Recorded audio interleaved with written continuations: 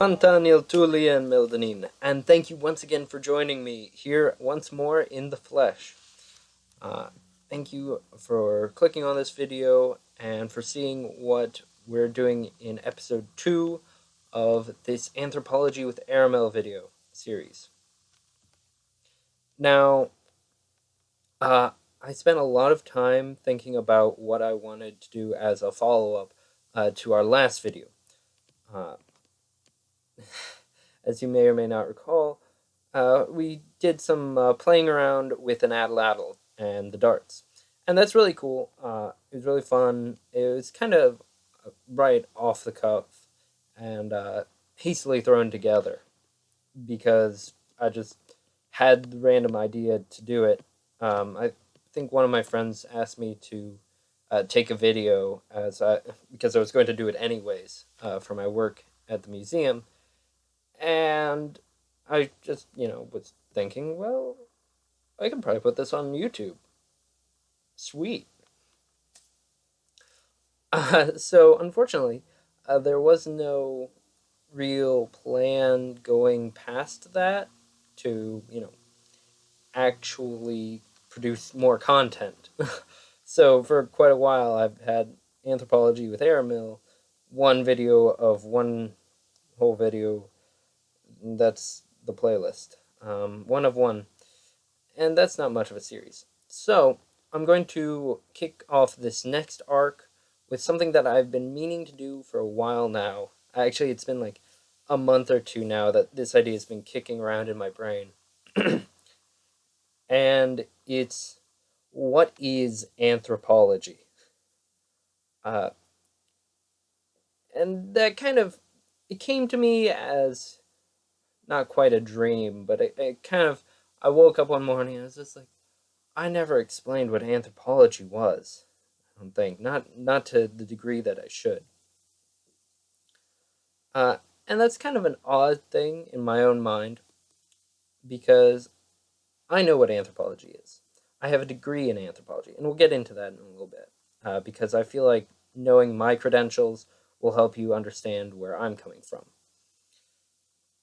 But yeah, you don't have YouTubers explaining, what is history before, a history series, or what's engineering, or what's any other field. It's unfortunately, anthropology is a little esoteric when it really shouldn't be, in my own opinion. So, anthropology. The word is two Greek words, anthropo and logi, coming from the Greek logia. Slight note on the logia. Some people in the audience may be thinking, that's Latin. And that's not quite true. It was a Greek word, and then the Romans took it and became a Latin word, and then a French word, and then an English word. So it comes to us via Latin and French. I think it's logie. I don't remember. But it originally is Greek, is what I'm getting at. So linguistics. We'll get back to that later as well. So, there are four main components of anthropology. There is cultural anthropology. There is biological anthropology. There is linguistic anthropology. And finally, there is archaeology. With a quick note on that last one is that I am an American. I'm sorry. But that means that in the American tradition, archaeology falls under anthropology. In the UK, or I think it's actually throughout Europe, archaeology either is its own subject entirely or it falls under history. And as somebody who has a concentration in archaeology and a minor in history, I can understand why, um, but American, so I'm going to teach American. Um, that's just how I get to run things, because it's my channel. So, without further ado, I'm going to give a brief introduction on these four types of anthropology, and I would like to make at least one short video each subsequently after this video. So this video is probably going to be a pretty quick clip, um, just really nailing down a few basics, and after that, uh, hopefully we will continue on and get some really fun stuff. I've got a lot of friends who are in the different anthropological fields who I will hopefully bring in, and you can watch us talk. Uh, who knows?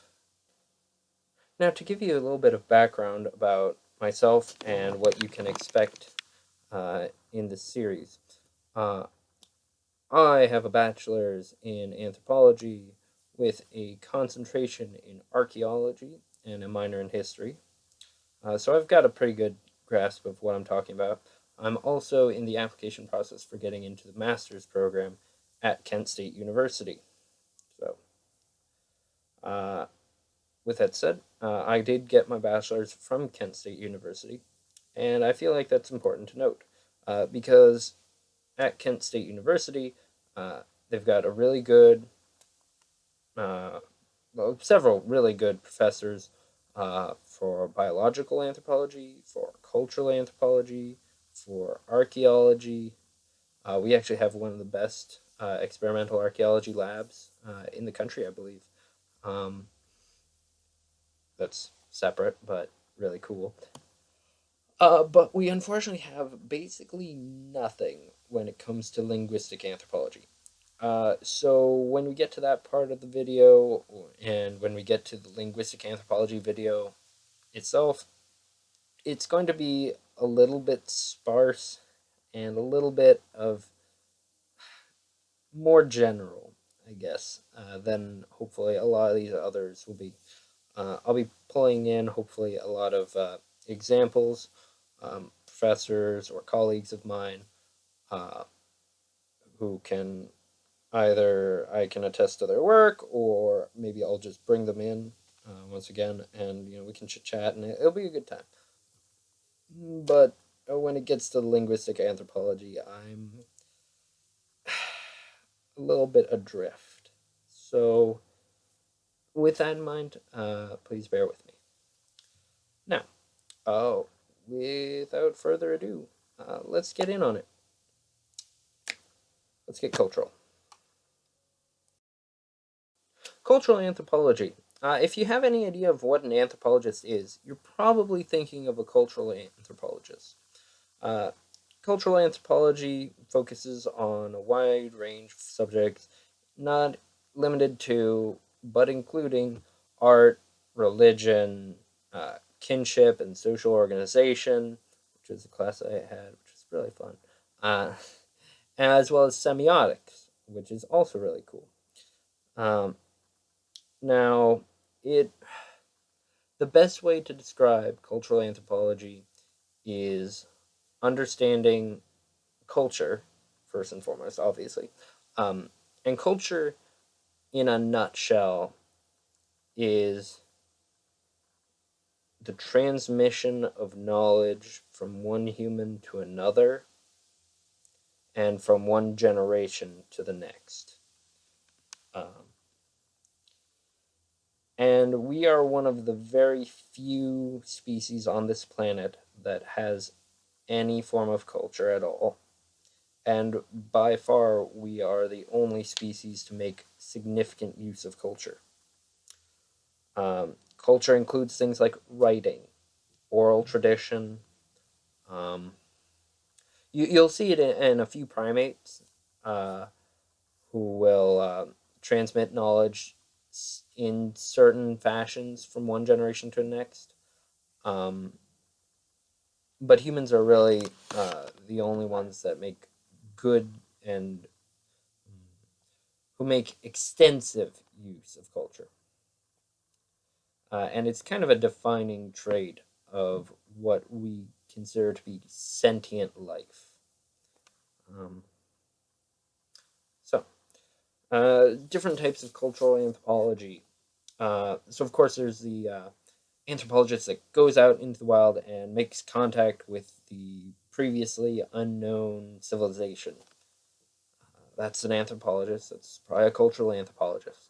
The people who talk about um, what lost tribes or a lot of academic work on Native American tribes uh, has been done by anthropologists. Uh, Especially, I should preface it, a lot of the good work that's been done on Native Americans and other indigenous peoples have been done by anthropologists. There's been a lot of bad work too, and I'm sorry. For an example of a cultural anthropologist, Dr. Feinberg, everybody, anyone who I went to college with just kind of shrunk a little in their seat or laughed. Um, Dr. Feinberg is a wonderful man.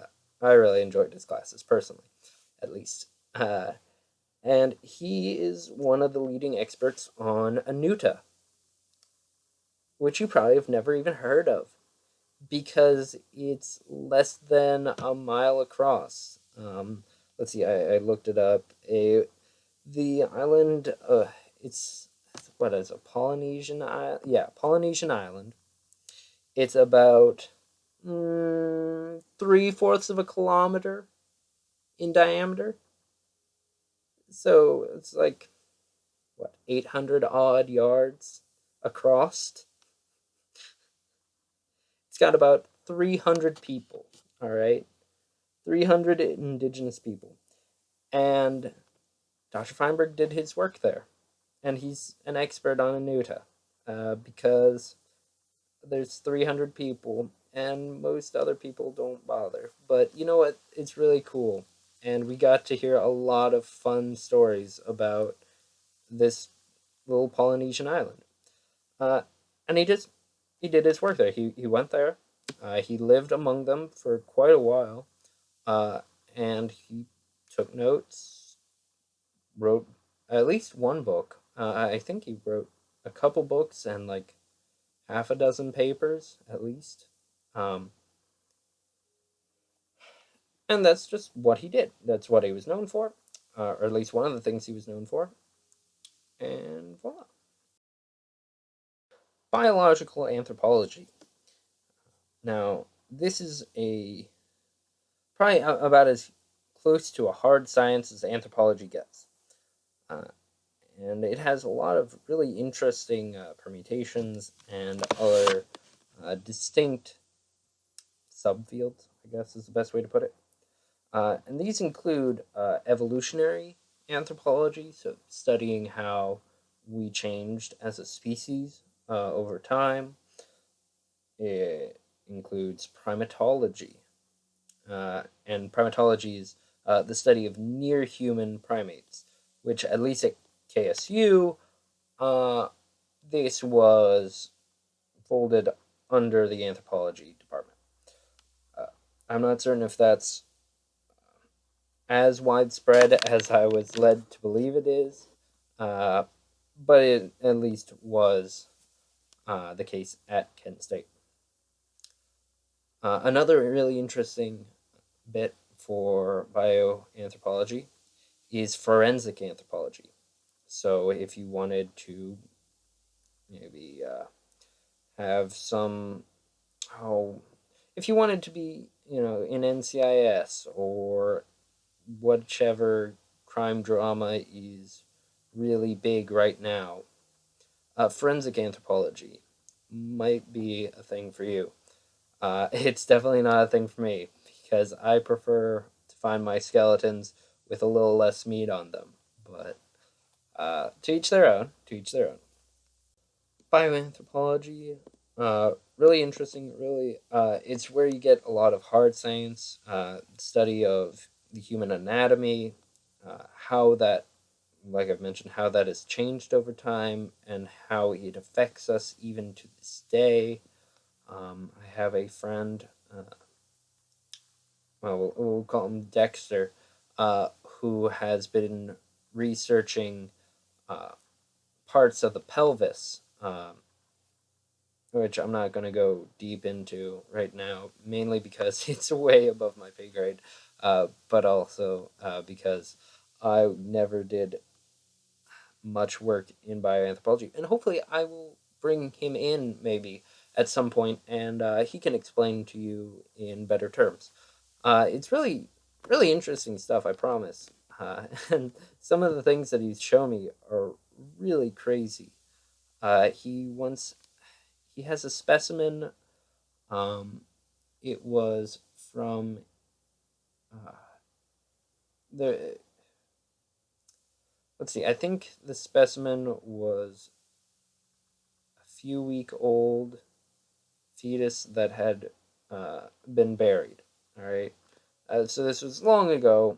Uh, Fetus was miscarried, and the resulting fetus was buried.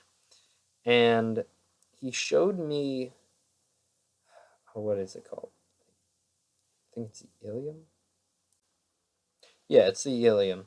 So he showed me an ilium from this burial, and the ilium is like the main blade of the pelvis. If you put your hands on your hips, that's you're feeling your ilium.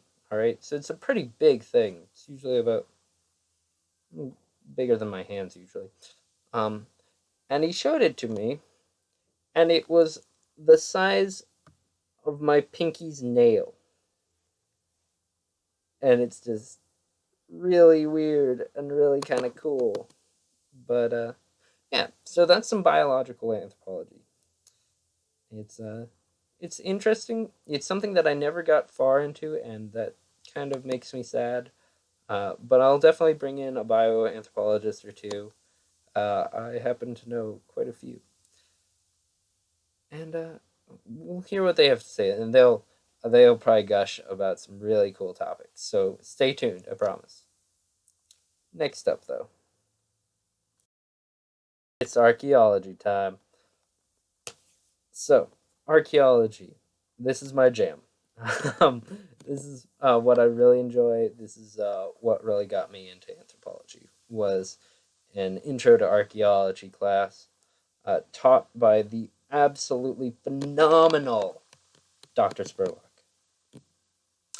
uh, who single handedly completely changed my life, and she mind blowingly amazing. So I can never thank her enough for setting me on this path. And I'm going to continue thanking her even through these videos. So, archaeology, what's it about? Well, it isn't about looting and it isn't about using a bullwhip. So I'm sorry if you're here for that. I can't help you. Um, but what it is about is it is studying past civilizations and past humans specifically through their material remains. So that could include technically a 10-pound solid gold statuette. Um, Probably be a lot more than 10 pounds actually, but whatever. Uh, it could be about, an ancient temple hidden in the jungle. And there is a lot of archaeology to be done, especially with the Mayans, Aztecs, Olmecs, Incas, uh, all throughout Mesoamerica, Middle America, and South America. Um, don't get me wrong, all these places do get archaeological attention. There's enough work that has been done in Egypt to be considered its own subfield of Egyptology, um, and that's just amazing stuff. The excavation of Pompeii and other classical sites, it's all archaeology. Don't get me wrong. But Indiana Jones is a treasure hunter, not an archaeologist. It's just, I'm sorry. That's pseudo anthropology at best and downright bad at worst. So, what is archaeology? Archaeology, for the most part, is meticulously making a grid on the ground and slowly scraping away dirt to try and find anything. um, it is very carefully noting every single thing that you find. It is writing down everything. It is cataloging. It is, yeah, there's digging, there's cataloging, there's, it's a scientific field.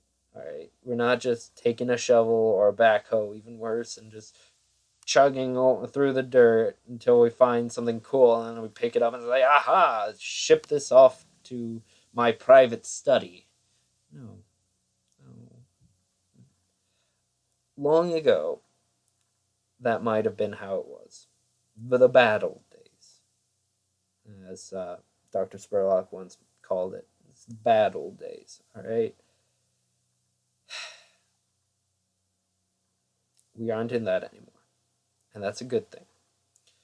Archaeology is about preserving the past, right? The difference between a looter and an archaeologist is that the archaeologist wants to find the thing, they want to document the thing, they want to learn from the thing. A looter wants to smash into a tomb, grab some shiny things, and sell it on the black market. The archaeologist I hope to learn from. The looter I plan to shoot. There is no good to come from looting. So I can't stress that enough. And every time I see that dumb meme comparing archaeology and looting, or that like they'll ask like what's the time difference between looting and archaeology, it kills me on the inside. So a bit of a tangent, quite a bit of a tangent. So archaeology, we have this field archaeology, like I just mentioned. It's going out, you're digging around in the dirt, carefully documenting what you find. It's cool. uh, And then we get to perhaps my favorite subfield of it all, which is experimental archaeology. And that's fun to me.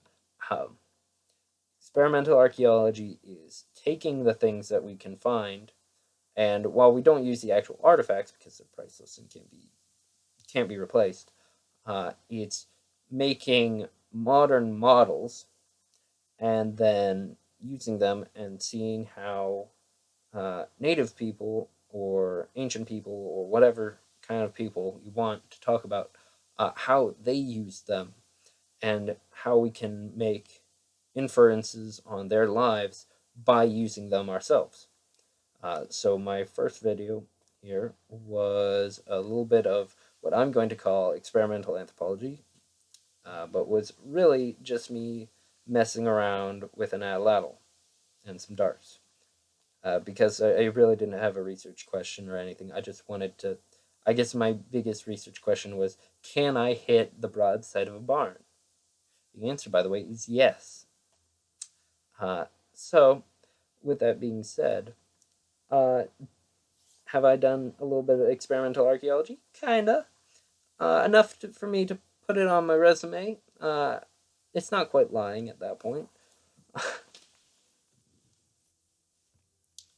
Regardless, experimental archaeology is really cool. Uh, KSU has an experimental archaeology lab, and it's pretty fascinating inside. Another big part of archaeology is what's known as CRM, or Cultural Resource Management. And this is basically if you are laying a foundation, if it's like a construction site, you're supposed to have archaeologists come in and do a few test digs. Um, this is actually one of the biggest, as far as I'm aware, one of the largest employers of archaeologists is these construction sites are legally required to have an archaeologist come in, test the area, and make sure that they're not about to build on anything important. Because unfortunately, we don't have great records of even post colonial graveyards, let alone pre contact. Uh, there's a lot of burials. There have been a lot of humans in North America for a long time. Um, I'm just spitballing a number here, but it's somewhere around 15,000 years of human habitation. Um, I might have that wrong, but it's more than 10,000 years, less than 20,000 years. I know the exact date is debated still pretty heavily. And archaeology is one of the things that's giving us those answers. So, archaeology is cool. I enjoy it. There will be a lot of, hopefully, a lot of experimental archaeology on this channel. Um, I just wanted to get this video out first. So, without further ado, let's go over to my least knowledgeable field. To finish up this video, we have linguistic anthropology. Last but definitely not least, unless you are Kent State University, apparently. Linguistic anthropology is, as the name would suggest, the study of language, right? And how this language shapes our experience as humans. And that's very important, I should say. Now, some people might be wondering exactly what I mean by that. Uh, we'll do a quick experiment here. All right. I live in Ohio. That means that I have several words that denote uh, water that is at least somewhat frozen to fully frozen. So, a couple types of snow, uh, ice, slush. You get flurries, blizzard. These things that are weather. Whereas my cousins down in the south probably know snow and ice, but don't really care about anything else because they don't have to deal with that. Now, compare this to the Inuit people, so the indigenous people of Canada, who had, what was it? Something along the lines of like 15 to 20 different words for snow and ice, because this is part of their reality. Your language defines your reality. So, to the Inuit, they had to describe very accurately what kind of ice was on that lake. Was it ice that they could walk across? Was it ice that they could maybe make a hole in and fish? Is it ice that is so thin that it looks like you could probably get across, but you can't? These are all important things to know, especially when your survival depends on it. Uh, I know quite a few words that the average person might not know. We call this jargon, all right? So anything that is field specific, like I know lithic. That was actually a word that I didn't even realize was jargon until my brother told me that he had no idea what it was. Lithic is relating to stone, or it's made of stone, right? Uh, Another one would be like debitage, which is basically trash. Um, but in an archaeological term, especially for somebody in North America or who is studying prehistoric North Americans, um, this relates to flakes from creating stone tools. So when you flint knap, which is the act of taking flint and basically shaping it into whatever tool you need, it creates flakes, which then cover the ground. And an archaeologist might dig this up, and they'd say, debitage, perfect, means that somebody was here doing flint knapping. And that's a piece of language that I know, I understand, but not everybody outside of the discipline would understand. At least not without me explaining it to it. So congratulations, you know a little bit of jargon now. Now, linguistic anthropology, if memory serves, it came out of this endeavor to document and try to hold on to a lot of endangered languages. So I'm trying to think. I think not Welsh. Might have been Welsh also, but there were a few Celtic languages that were included in this. Um, all around the world. Most Native American languages that are still known have been carefully documented. Um, it's really painful, personally, to think about all the languages that have been lost because the language really helps to define a people. Just like if you had no idea who the Inuit people were, but I told you they had 20 different words for snow, you'd imagine that they lived in a cold area. Pretty, not maybe self explanatory, but it's a pretty logical step. Um,